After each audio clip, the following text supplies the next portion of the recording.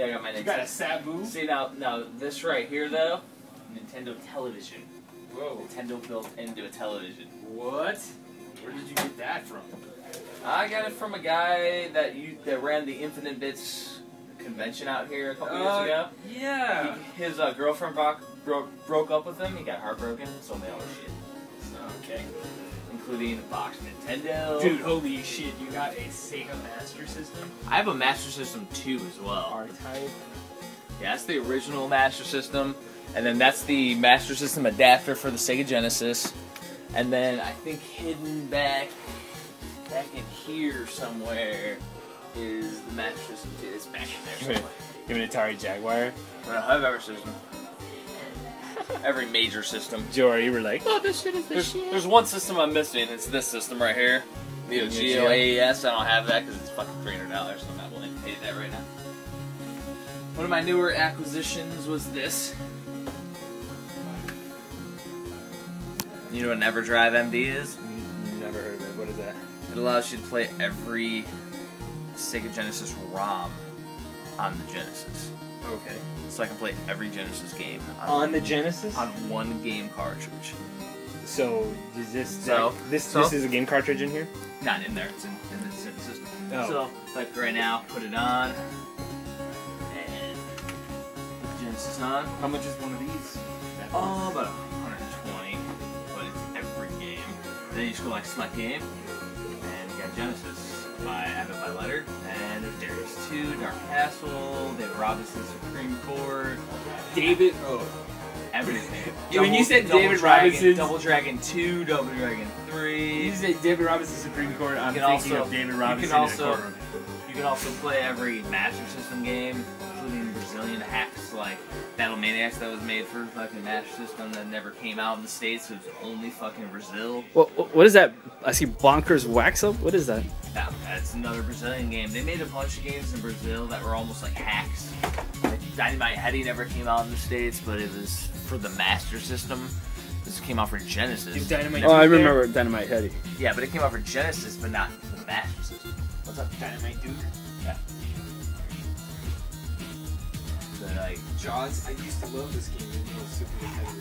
then you got 32X games, but I have to have the 32X hooked up to play those.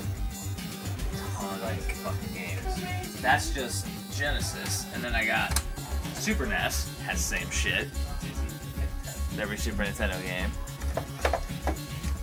So what are your what would you say are your more like valuable sentimental items that you've collected? Now, there's a difference between valuable and sentimental. Like valuable, I got a fucking boxed Nintendo control deck. I also have downstairs a boxed copy of Cat's Run for the Super Famicom. You've never seen the man cave before? No, Nope, this is the first time. We're interviewing him, sort of. Yeah, doing a In his- fucking pseudo interview right now.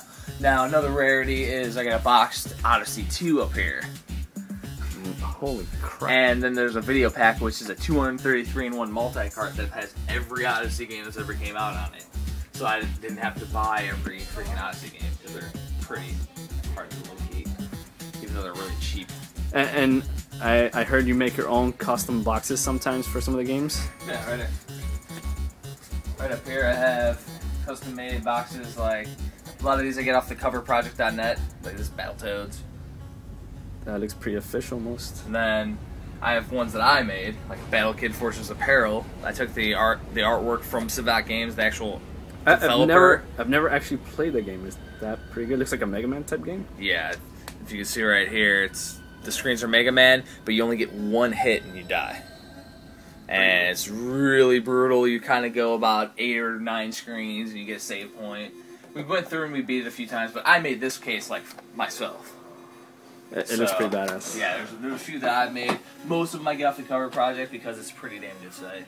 But I mean, if I need to make them, I can make them too. Danny, I think, is here drooling. There's some games here that look like TNC Surf Designs. I used to play this with my neighbor all the time. Oh man, that was a pretty good game. That was pretty fun. Though I think it was like the skating was cool, but the surfing was bullshit. I would bet you $100 you haven't played a game that I have right here. Go show. All right. You don't want to bet $100. I'm not betting $100, but go ahead. Mario Adventure. I've never. No. Nobody's ever heard. No, what this is this is basically the lost levels of Super Mario Brothers 3. Okay. You play through this game, and they actually have seasons for the freaking levels. It's really brutally freaking hard. You can choose from the first 7 worlds, and then you have to find a secret key to unlock the 8th world. So this is the like 8th world, every level you have to fight Bowser at the end of every level, and there's like less and less bricks that you get, and there's like lava. It's crazy. So that's like this Japanese version of Super Mario Brothers 2.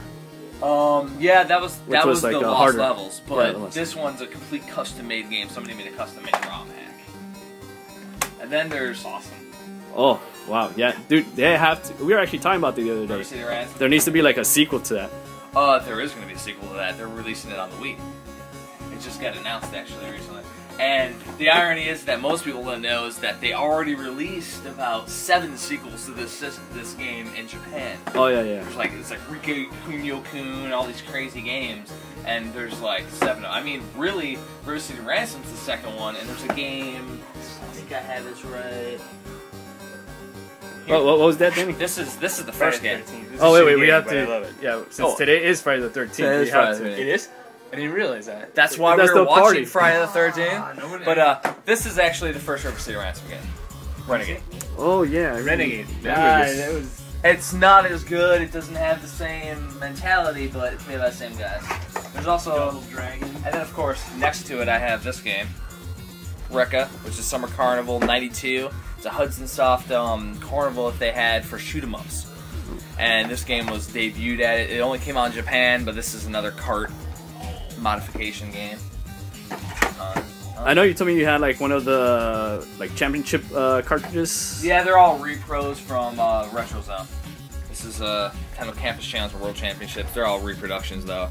Can't afford the freaking real ones because they're like thousands of dollars. And I have a wife, family. And talking about championships, you do hold some records for some of the games. Super Punch Out. I went and did at Infinite Bits actually. I went with the judges and I played through and beat Gabby J in like 8 seconds or something. That's where I recognize you from. Maybe. And then I went through also and looked back in my Wave Race 64 records, which I think I have my copy down here in a custom case. Hello. Wave Race 64. I looked at my old memory card and every single one of my times was under the Twin Galaxies record. But I didn't do it on video, so I can't submit the shit. Just like on my website, which I run vgMastersClub.com, there's a chick on there named Amanda, and she basically has every single Punch-Out record, but she doesn't want to submit it to Twin Galaxies because their videos are like, their submissions are too fucking strict. Right. But she has every record. Like, she can beat dudes in like 8 seconds on Wii Punch-Out with boxing and shit. And she's just like, yeah, I don't feel like it. It sucks. I kind of try to talk a little S to her, and then she's like, no, I don't really care. I'm like, oh, come on, you fucking would. She's like, no, I don't care. And what's that up there? Like a gold Zelda cartridge. Custom made. It's very nice. Yeah, Link to the Past never came out gold, but what happened was my wife actually bought one, and I opened her up, and the board was melted. I'm sorry to interrupt you. Is that the original Zelda game for the Famicom over there? This is the original Famicom Zelda. That's the original Super Famicom Legend of Zelda: Link to the Past. Then I have then I have custom cases for Zelda 1 and 2. I have the original limited edition box for Ocarina of Time. I have a couple custom boxes for all the Game Boy Zeldas back here. A weird ass like homemade fucking card that I got from my cousin. It's like, damn, that is like the old school art. Yeah, and this is like a little bootleg thing you get like at a flea market though. Like this ain't legit at all. But he got me this, so I was like, that's fucking cool. And of course that little tin that you see everywhere right now. But this right here, my wife actually bought Link to the Past, and it didn't work after a little bit, and the board's fried. So I was like, I'll customize it, make it cool. Now what I did do is that I go to a Chibi Pod, I go to some other conventions, and I run like retro gaming tournaments, and I make gold versions of the cartridges. One of them I made was Legend of Zelda: Link to the Past, and they had to go through and get as many rubies as they could. And one guy got max rubies in 3 minutes or something. He got 999 rubies, so he got the damn cartridge. It's like, it's pretty crazy. But yeah, and I did that. I did Mario Brothers 1. I had a gold cartridge. There's a few other games I made custom cartridges for. This one's like, this one for me, but it's not even doesn't even work. So. And I know you got some like old school posters of some of the posters that came with the game sometimes, or the systems, like on the walls. Yeah, over here. they're all over the place. You can look around, just like Master System up there in the corner. Then you got below that, it's Toe Jam and Earl. Oh yeah, Toe Jam. A few of these came with Donkey Nintendo Kong Power like calendar from like a year ago. So there's some newer games like Mega Man 9, The Legend of Zelda, Tomb Raider, and shit like that. It's all like those are kind of newer ones, but some of the older ones like Grand Theft Auto 3. Got some PlayStation Magazine, the original PlayStation Magazine. I got Resident Evil 2 and some Mortal Kombat like Sub-Zero. Old Nintendo Power ones. The thing was, is all my original Nintendo Power freaking posters that I had, I put them up as a kid. Don't know what the hell I did with them when I took them down. So all my good ones are gone. They're MIA. And you have these are like the I like these. These are like the really old school, Like old Game Informer. like all the Yeah. old issues. And then I got my original Atari 2600 freaking manual. This has games that never got released in there. Like Mickey Mouse? Dumbo's Flying Circus, Sorcerer's Apprentice. Like, that stuff never came out on Atari 2600. Those were kind of classics. Wow, what's up with Samus? She looks very retarded there. Yeah, well, that was the Game Boy ones. It was Metroid 2. Understand? And then this was actually from Infinite Bits when I beat it. For some reason, they never did have this Make Tracks freaking record. But when I got it, Walter Day signed it. He gave me a copy of that 'cause that's what he had. Like, which was kind of cool. But And then, and right here, made a copy of Earthbound for Nintendo. I actually got a repro of that recently. I made this cartridge.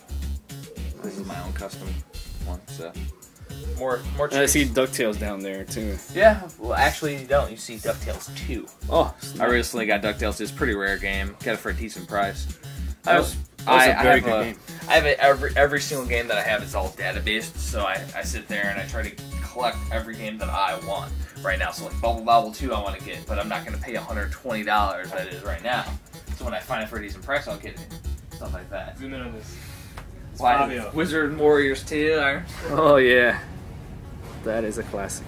See, and then we go Before to he we did go to the- I places can't like believe that butter the flea market, and we get stuff like I got this for $20, which is a Commodore 64 with the actual Commodore 64 monitor, which is rare as shit, and it's like $20.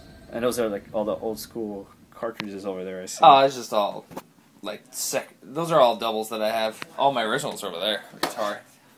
Then I have another one right there. I mean, sitting right there. It's like, I don't even know where to point the camera.